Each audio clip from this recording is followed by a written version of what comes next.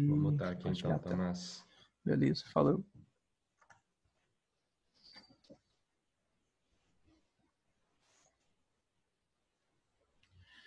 Show.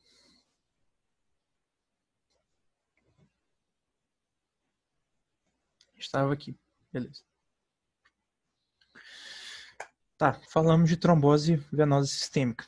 Tá? Ou seja, trombos formados em veias que não são veias pulmonares, tá? Que são veias do resto do corpo. Agora, trombose sistêmica arterial, tá? Ou seja, em artérias que não são as artérias pulmonares, que são as artérias do resto do corpo, é muito mais difícil de acontecer, tá? São muito mais raras. E geralmente você tem alguma coisa muito aguda, alguma patologia muito aguda ou muito marcante para formar de fato algum trombo ali. Tá? Porque a velocidade do fluxo da arterial é muito maior, muito grande. E isso dificulta a formação do trombo, né? Isso dificulta a decantação dos elementos sólidos do sangue.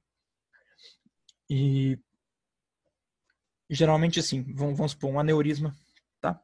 Pode formar, aí já citei os exemplos, né? Assim, aneurisma, uma placa de ateroma numa coronária para dar um infarto, ou numa carótida interna para dar um AVC, tá? Deixa eu ver o que mais. Uma endocardite, tá? Infecciosa nas válvulas cardíacas. Uma endotelite em algum lugar, em alguma outra artéria, em algum lugar, qualquer motivo que seja, tá? Isso tudo pode formar um trombo arterial, mas é muito menos comum você ver um trombo formado em artéria, tá? Do que em veia. Mas acontece, tá? E a principal consequência da formação desse trombo é uma isquemia, tá? Uma isquemia por quê? Porque se esse trombo ocluir a artéria completamente, né? Todos os tecidos irrigados por aquela artéria, se o tecido for irrigado somente por uma artéria, vai entrar numa isquemia, né? Uma isquemia aguda, uma isquemia rápida, tá?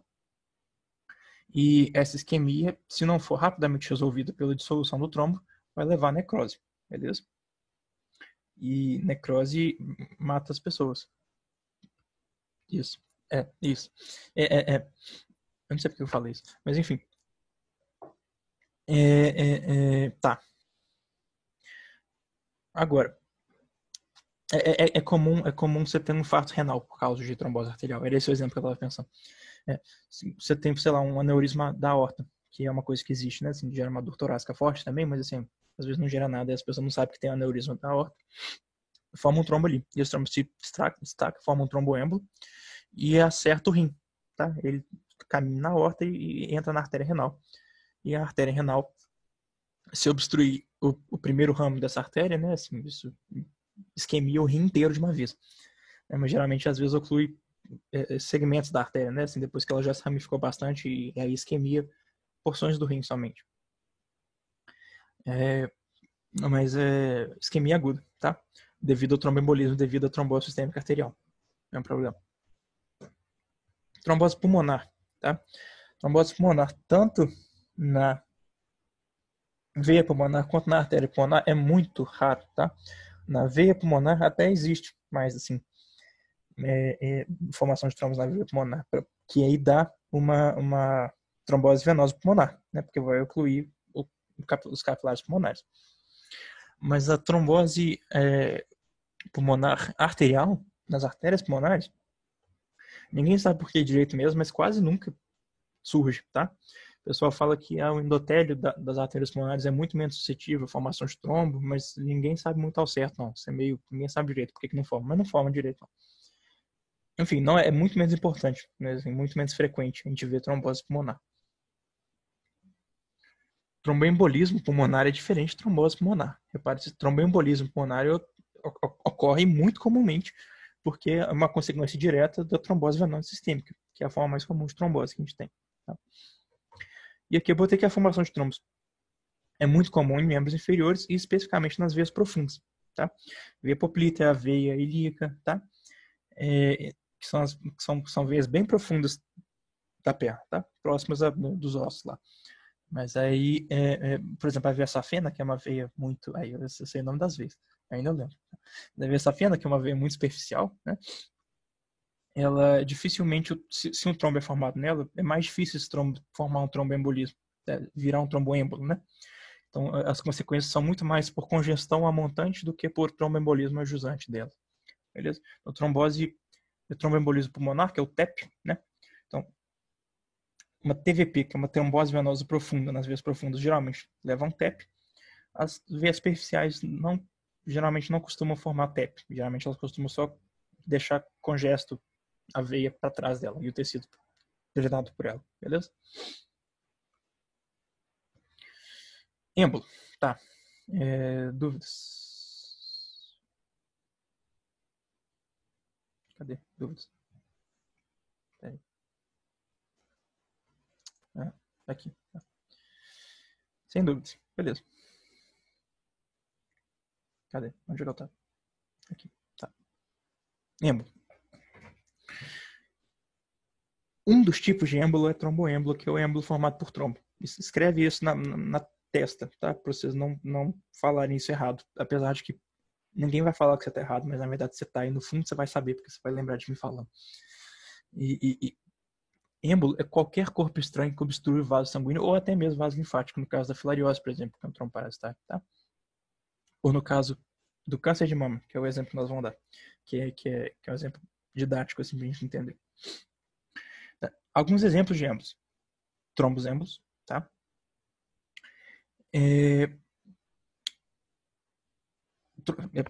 Tromboêmbolo, que é êmbolo formado por trombo, que a gente já falou pro caralho aqui. Beleza? Massa neoplásica. Geralmente, assim, células neoplásicas, quando entram em contato com a corrente sanguínea, podem obstruir a jusante do tumor, né? Mas massa neoplásica, geralmente, o exemplo clássico é o câncer de mama, porque é o seguinte, a mama, ela tem drenagem linfática muito intensa, tá? A drenagem linfática da mama é muito rica. E um câncer de mama geralmente se dissemina primeiro por via linfática, tá? Então, quando ele vai dar metástase, nós vamos ver isso em aula de neoplasia daqui a pouco, ele geralmente dá metástase para os linfonodos axilares, né? E essas células neoplásicas originadas do câncer da mama estão obstruindo os vasos da drenagem linfática, beleza? E aí você tem um exemplo de massa neoplásica funcionando como êmbolo. Show? Colônia bacteriana muito grande, geralmente associada a um trombo séptico também, né? Mas assim, existem casos de uma bolinha de bactéria funcionar como êmbolo, mas é muito sério, pode gerar uma sepse, né? Aterotrombo, né? Que é o trombo formado pelo descolamento da placa aterosclerótica. Né? Aí não é o caso de um trombo formado devido à placa aterosclerótica, mas sim da própria placa aterosclerótica, que se desprende e funciona como êmbolo, tá? Um IAM pode se formar por um aterotrombo ou por um tromboêmbolo, um dos dois. Houve larva parasitária, tá? Aí você tem exemplo da filariose no vaso linfático. Você tem exemplo da larva de Schistosoma mansoni em vaso sanguíneo, beleza, no pulmão, ok? Show. Alguns outros exemplos também, que aí já não é sólido, né? Mas sim, você tem trombos gasosos, por exemplo. Por exemplo, eu não sei se pessoas que sofrem uma variação de pressão atmosférica muito grande, de forma abrupta, tendem a serem mais preocupados com a formação de trombos gasosos. Por quê? Vamos pegar um exemplo de um mergulhador, por exemplo. Tá? O mergulhador ele vai ir a 15 metros de profundidade. Tá? Ele foi a 15 metros, ele vai estar respirando o ar sob muita pressão, beleza? E acaba que a fração de nitrogênio que está formando ali, que ele está respirando, como ele está respirando sob muita pressão, ela acaba que vai ficando muito dissolvida no sangue, tá? Então o mergulhador sofre de muito nitrogênio no sangue. Ok? Só que quando ele sobe de volta para a superfície e essa pressão sobre ele abaixa, cai muito, esse nitrogênio tende a perder solubilidade, porque a solubilidade dos gases aumenta com a pressão. Né? Se diminui a pressão na hora de voltar, a solubilidade diminui e tende a formar bolhas gasosas de nitrogênio dentro dos vasos sanguíneos do mergulhador. Tá? Geralmente, quando o mergulhador sobe em posição vertical também, essas bolinhas de gases tendem a subir pelas carótidas e dá AVC. Tá? Então, não é incomum mergulhadores descuidados terem AVC por causa de êmbolo gasoso. Tá? Só um exemplo para ilustrar um pouquinho. Outro caso que isso pode acontecer também é alpinista, tá? Galera que vai subir o Everest também, se não aclimatar direitinho, você tem uma queda muito brusca da pressão da atmosférica à medida que você vai subir na montanha, tá? Você pode ter um êmbolo gasoso também. Mas em mergulhador é muito comum, inclusive tem nome, esses dão nome de doença descompressiva. Outro exemplo de êmbolo importante é o êmbolo por líquido amniótico, tá? Líquido amniótico, assim, na hora que isso pode acontecer, é muito raro de acontecer isso, muito raro, mas pode acontecer. Ninguém sabe muito bem porquê, mas na hora do parto, por via vaginal, o líquido amniótico entra na circulação materna, tá? E funciona como êmbolo, um êmbolo líquido, beleza? Só que na verdade o que emboliza não é de fato o líquido amniótico, as várias células epidérmicas que o feto vai descamando durante a gestação. Então, a pele do feto descama também, que nem a nossa pele descama, a pele do feto também descama. Só que essas células vão ficando ali boiando no líquido amniótico junto com ele, né? Na hora que esse líquido entra na circulação materna, que ninguém sabe muito bem porquê, pelo menos eu não sei muito bem porquê, mas em algum livro eu li que ninguém sabia muito bem porquê. Então eu assumo que ninguém sabe muito bem porquê. Mas enfim, entra na circulação materna e são essas células da epiderme, geralmente folheto de queratina mesmo, né, da camada córnea, que funciona como êmbolo, tá? E costuma ser fatal para a mãe, esse êmbolo de líquido amniótico.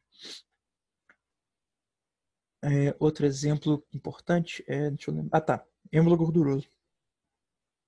Êmbolo gorduroso é êmbolo de gordura mesmo, tá? Que ocorre no caso de uma fratura óssea, tá? De ossos longos. Então você pega um fêmur, por exemplo, um húmero, tá? A porção da diáfise dele, diáfise, isso que é a porção longa do osso, né? Contém a cavidade medular, onde tem medula óssea, tá? Medula óssea, geralmente no paciente adulto, por exemplo, em criança nem tanto, mas à medida que a pessoa vai envelhecendo, as porções, as extremidades da cavidade da medula óssea, né, o tecido hemolinfopoético vai sendo substituído por tecido adiposo, tá? Que é a chamada medula amarela, né? Aí você tem medula vermelha, que é a medula de fato, e a medula amarela, que na verdade é só gordura, né? Que com o tempo foi virando gordura. Isso acontece muito, e a drenagem venosa dos ossos geralmente é muito rica, tá? Tenho isso na cabeça. Então, se você tem a fratura muito séria de um osso longo na porção da medula amarela, que é gordura, você pode ter extravasamentos de adipócitos ali para o sangue que podem embolizar também, ok? Aqui, eu dei esses exemplos aqui todos. Basicamente esse slide que eu falei aqui. Aqui só mostrando a embolia gordurosa, tá? Isso aqui é uma coloração especial. Aqui, isso aqui são adipócitos, beleza? Ou gotículas de gordura, não necessariamente adipócitos, né? Se você pensar um adipócito com uma grande gotícula de gordura, dá pra pensar assim também. Mas são capilares, então não cabe um adipócito inteiro, né? Mas enfim. É uma coloração especial para curar gordura, né? Acho que é tricômero de... Não, Mallory não é esse, não. É um outro tricômero aí que cura gordura bem. Não sei. Enfim.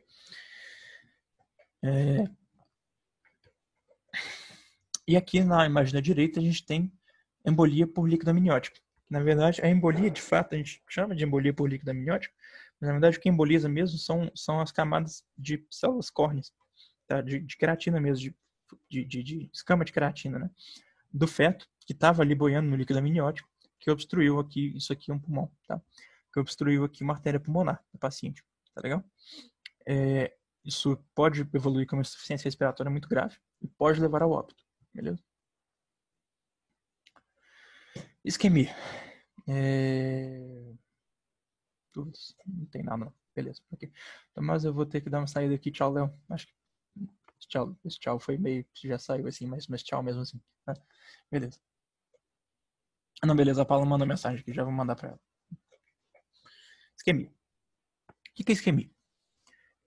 É um desequilíbrio entre a oferta, vamos ler a frasinha que eu escrevi aqui, é o desequilíbrio entre a oferta de sangue e a demanda energética do tecido, tá legal?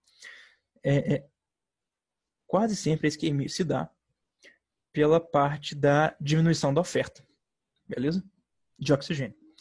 E raramente se dá pelo aumento da demanda de oxigênio do tecido, ok?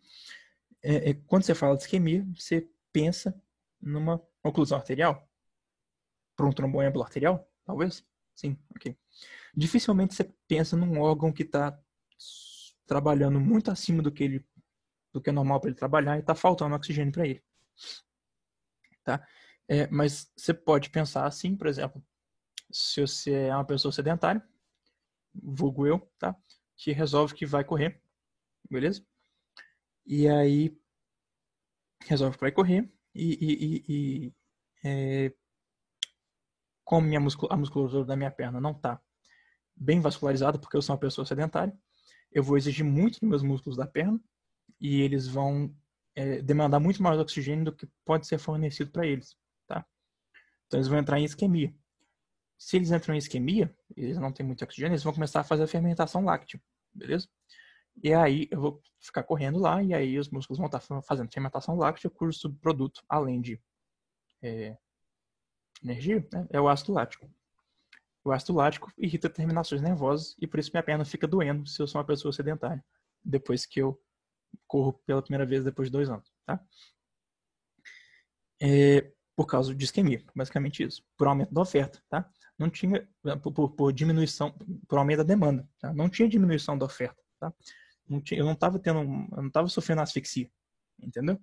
Não tinha nada privando o músculo de receber oxigênio, mas o músculo estava exigindo muito mais oxigênio do que a vasculatura ali estava desenvolvida para oferecer, ok?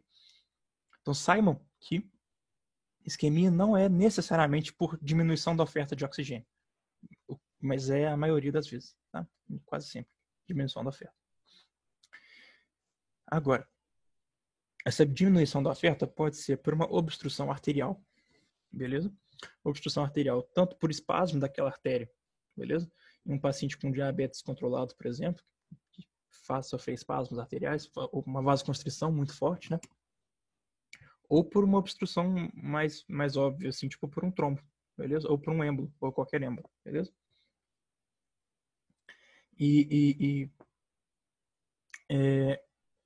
Por exemplo, deixa eu dar um exemplo que não é por êmbolo. Um paciente que está numa região muito fria e não está bem agasalhado, tá? Ele vai sofrer uma vasoconstrição periférica muito intensa, beleza? Para levar mais aporte de sangue para os órgãos centrais, né? Do tronco e encéfalo. E aí você tem a vasoconstrição das arterias dos leitos capilares começando na ponta dos seus dedos, tá? E aí a ponta dos seus dedos começa a entrar em isquemia, beleza? Que se for muito intensa pode levar a necrose, beleza? E aí a pessoa tem que caputar, sei lá, o dedo, a mão, o pé, o nariz. Às vezes isso acontece muito no nariz também. Isso. E vamos supor que você tem um aneurisma na aorta, e aí você tem a formação de um trombo nesse aneurisma, esse trombo vira um tromboêmbolo, ou seja, ele se destaca, e aí ele caminha pela aorta, entra na artéria renal e obstrui a artéria renal. E aí você tem uma isquemia renal, beleza? Isquemia renal que, se não for rapidamente resolvido, vai levar a uma necrose, ok? E a necrose causada por isquemia tem um nome, né? É a necrose coagulativa. A gente já viu isso lá no começo do ano.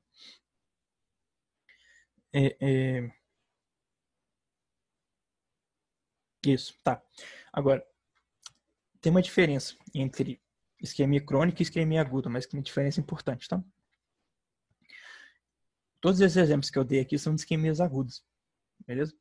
Isquemia aguda, ou seja, rapidamente foi interrompido o fluxo de oxigênio para aquele tecido, beleza? O que acontece imediatamente após isso é um processo de degeneração hidrópica, beleza? Degeneração hidrópica por quê? Porque você não vai ter oxigênio, você não vai ter formação de ATP. Sem ATP, a bomba de sódio e potássio não funciona direito, o sódio não consegue ser exorcitado para fora da célula. Isso é redundante, né? Exorcitado para fora da célula. E aí a osmolaridade do citoplasma celular aumenta muito e o aporte de água para dentro da célula aumenta muito também, a célula fica tumefeita. Né? Alguns vão falar edema celular, que não é um termo que existe, é tumefação celular. Tá? Só que até aí tudo bem, né? Porque degeneração hidrópica é um processo reversível. Né? O problema é se ela persistir, essa falta de oxigênio, e evolui para uma necrose. Tá? Infarto. Nós vamos falar de infarto daqui a pouco. O que é infarto? Infarto é a morte de um tecido, a necrose do tecido, beleza? Devido a uma isquemia aguda. Sempre, tá? Então, infarto sugere isquemia aguda. Sugere não, afirma isquemia aguda. Né? Infarto acontece porque o tecido isquemiou de forma rápida. Por que não crônica? Né? O que acontece na isquemia crônica? Vamos supor, não consigo pensar em nenhum exemplo prático aqui agora, mas sei lá, vamos supor que você diminui o aporte de oxigênio. Daqui a pouco eu penso no exemplo. Você diminui o aporte de oxigênio progressivamente para determinado tecido ao longo de um ano, tá? O que vai acontecer com esse tecido? Ele não vai morrer, ele vai conseguir, como a transição de uma alta oferta de oxigênio para uma baixa oferta de oxigênio ocorre de forma lenta, esse tecido tem tempo de se adaptar, tá? Então ele tem tempo de sofrer hipotrofia, entende? Ele tem tempo de sofrer hipoplasia, ok? Então ele consegue sofrer apoptose, beleza? Se ficar, chega um ponto que fica muito intenso, beleza? Então, às vezes o tecido consegue compensar essa falta por fazer angiogênese, né? Levar mais vasos para irrigar ele, né? Produzir fator de angiogênese, VEGF, isso. Produzir VEGF que estimula a angiogênese. Então, quando a isquemia é crônica, não dá infarto. Tá? Infarto sugere isquemia aguda, rápida, que não dá tempo do tecido se adaptar e ele morre devido à falta de oferta. Reperfusão, usar o exemplo tônico. Por que eu botei isso aqui? Ah, tá. Não, é um exemplo da toxicologia, acho que não vale a pena falar, não. Não adiciono tanto, não. Eu já dei essa aula para outra turma antes e não adicionou tanto, assim. Só tomou muito tempo. Depois eu falo isso. Infarto. Infarto sugere isquemia aguda, tá? Infarto é a necrose de determinado tecido porque teve uma interrupção rápida da oferta de oxigênio, beleza? E não deu tempo do tecido adaptar. Aqui eu coloquei uma imagem de um coração, tá? Isso aqui é um ventrículo, não sei se o direito ou esquerdo, mas olha só. Para diferenciar um infarto, eu botei essa imagem aqui para diferenciar um infarto recente de um infarto antigo, beleza? O infarto recente, que ele acabou de acontecer, tá? Ele vai ter uma cor avermelhada, beleza? Ele vai ter vasos hiperemiados, por quê? Porque aquele tecido está sofrendo necrose e necrose suscita inflamação, tá? Infarto sugere necrose, e sugere isquemia aguda, e necrose sugere inflamação, tá? Então, onde o infarto acabou de acontecer vai estar inflamado. Então, vai ter hiperemia dos vasos ali locais, vai ter aumento de tamanho, vai ter a tumefação do local, beleza? O tecido vai estar amolecido, porque ele vai estar perdendo sua estrutura arquitetural, apesar de que, né, como a necrose ocorreu devido ao infarto, essa arquitetura se mantém por um tempo, né, mas rapidamente ela se desfaz. Você vai ter edema, né, devido à inflamação, porque essa inflamação sugere aumento de permeabilidade vascular, e aí você vai ter células inflamatórias ali, você vai ter plasma ali no interstício, ok? Aí eu coloquei essa imagem aqui de cima, essas duas imagens de cima aqui, para mostrar que não tá tão bonito a tumefação, né, mas assim, você tem uma cor vermelha e seu infarto, eu sou um paciente que infartou e não deu tempo dessa região virar um infarto antigo, tá? Você vai ter uma vermelhidão, uma leve tumefação aqui, como a peça está formalizada, não mostrou direito, né? E essa área de infarto aqui é muito fácil de romper, tá? De romper e o sangue extravasar da câmara cardíaca para o espaço pericárdico. E se isso acontecer, ocorre um tamponamento cardíaco. Tamponamento cardíaco é uma coisa que mata o paciente rápido, o choque cardiogênico, tá? Nós vamos falar de choque daqui a pouco. Infarto antigo, agora. Infarto antigo é isso aqui, passado um tempo, tá? Ou seja, aquela área de necrose vai sofrer cicatrização, fibrose, tá? Então, aqui, na área de baixo, olha só, isso aqui é uma área de infarto antigo, olha só, essa parte bem esbranquiçada aqui, colágeno. Nada mais é do que colágeno. Fechou? Tem um trombo aqui, eu não sei, ignora esse trombo, que eu só queria mostrar a área de fibrose mesmo, beleza? Infarto antigo é uma consistência bem firme, não é amolecido e, portanto, é muito mais seguro em relação a se romper e dar tamponamento cardíaco, ok? Infarto antigo e infarto recente. Agora, outra forma de caracterizar o infarto, que eu acho mais importante, é infarto hemorrágico e infarto isquêmico, beleza? Também chamado de infarto vermelho para hemorrágico e branco para isquêmico. O que acontece? O infarto hemorrágico, ele acontece em duas situações distintas, tá? Vamos supor que você tem uma congestão de uma veia, congestão abrupta por um trombo, por exemplo. Você tem a congestão de uma veia. O leito capilar, que era drenado por essa veia, não vai ter seu sangue renovado, beleza? Por quê? Porque o sangue não está conseguindo sair dele, porque ele está congesto. Então não vai estar chegando sangue novo e, portanto, nutrientes e oxigênio novos ali para aquele tecido. Então aquele tecido, se persistir essa congestão, vai infartar, beleza? Se ele infarta, o tecido vai necrosar, né? Só que a arteríola daquele mesmo leito vai continuar jorrando sangue em cima da área de necrose, entende? Em cima da área de infarto. Então você pega a lâmina daquela região de infarto, você vai ter área de necrose mais hemácias, mais sangue, beleza? Então, necrose, infarto hemorrágico, também chamado de infarto vermelho, fala de necrose mais derramamento de sangue, ok? Olha só, aqui você tem infarto de um lóbulo pulmonar, provavelmente porque você teve a oclusão de uma artéria, da artéria pulmonar que irrigava este lóbulo especificamente, você tem um infarto em cunha aqui, né? Tá acabando o tempo.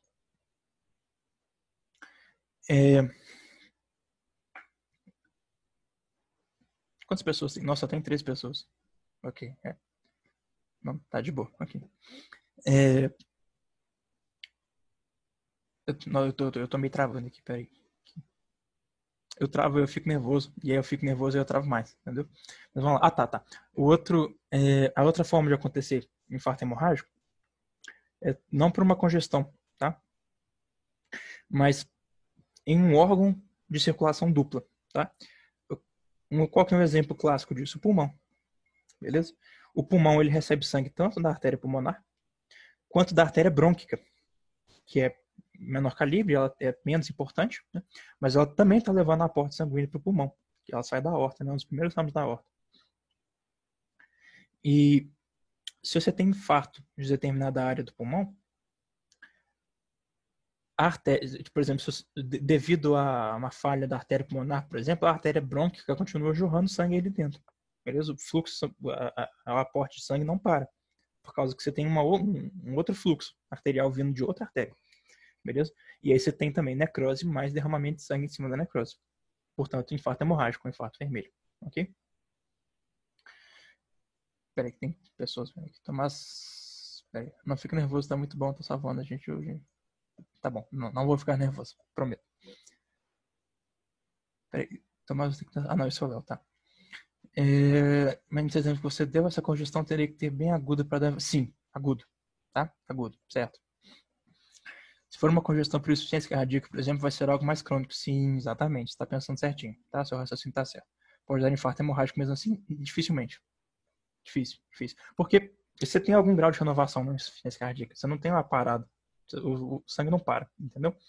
Você tem algum, assim, vai ter uma congestão porque o fluxo vai estar mais lento, né? Porque o fluxo para a câmera não vai estar sendo tão eficiente, mas vai estar acontecendo, tá? E o sangue vai conseguir ser renovado nos leitos capilares provindos daquilo ali, entende? Mas se for um trombo, por exemplo, ou então você pinça a veia da pessoa e aí você zero fluxo sanguíneo daquele tecido ali de uma vez só, aí sim vai gerar um infarto hemorrágico, ok? Mas seu raciocínio tá certo, é isso aí. Nada.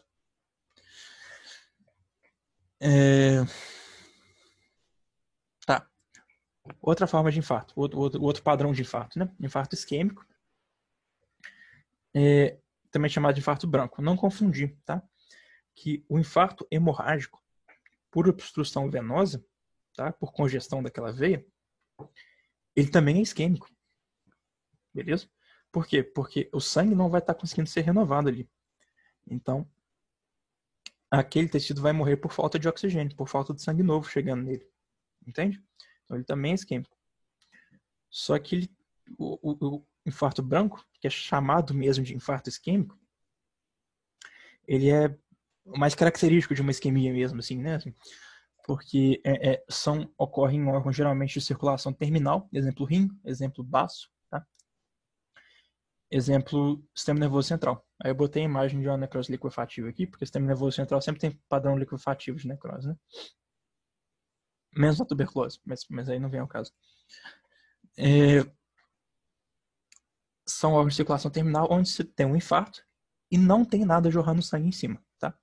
Então, um infarto por obstrução arterial, nesse caso, tá? Se você obstrui a arteríola que irriga aquele tecido, você vai ter infarto por ausência de oxigênio, só que você não vai estar chegando mais sangue para dar um infarto hemorrágico, entende? Não, e é por isso mesmo que gerou um infarto. Então é infarto branco, beleza? Infarto branco por quê? Porque não é vermelho, ok? Na verdade ele tem a cor que o órgão tem, não é branco. Mas isso aí, ok. Show. Outro exemplo de órgão de circulação dupla que é comum dar infarto hemorrágico é o... O que eu ia falar? Não, perdi. É o fígado, tá? Porque o fígado recebe sangue tanto das artérias hepáticas quanto da veia porta, beleza? A veia porta também nutre o fígado. Então, se um é ocluído, o outro ainda está jorrando sangue em cima. Baço, tá?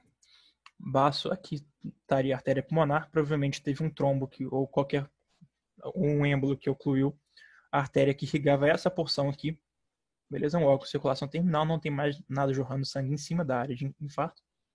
Então você tem um infarto branco, um infarto de padrão em cunha, tá? Porque provavelmente você teve acometimento de um ramo da artéria esplênica, tá? Que são duas artérias esplênicas? Não, são duas veias. Isso, duas vezes. Enfim, você tem um ramo da artéria esplênica que foi acometido e essa área aqui, que era irrigada por esse ramo, que sofreu infarto. O resto basta saudável, ok? Pulmão, né? Infarto hemorrágico aqui no pulmão. Show? Coração, aqui você tem um infarto do ventrículo esquerdo. Aqui, beleza? Aqui, ventrículo direito aqui, ventrículo esquerdo aqui. Né? Essa área de infarto aqui. Provavelmente aqui já é um infarto mais organizado, né? Já é um infarto mais tardio, já sofreu fibrose. Isso aqui é um baço, tá? Outro baço para mostrar infarto em cunha aqui. Outro infarto em cunha aqui, beleza? Não são ramos específicos, porque como é um órgão de circulação terminal, né? Geralmente só tem uma artéria que irriga ele, e se aquele ramo for danificado, ou se aquele ramo for comprometido, a área irrigada por esse ramo sofre infarto. Beleza? Ok.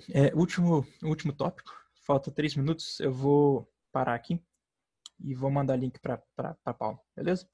Até daqui a pouco.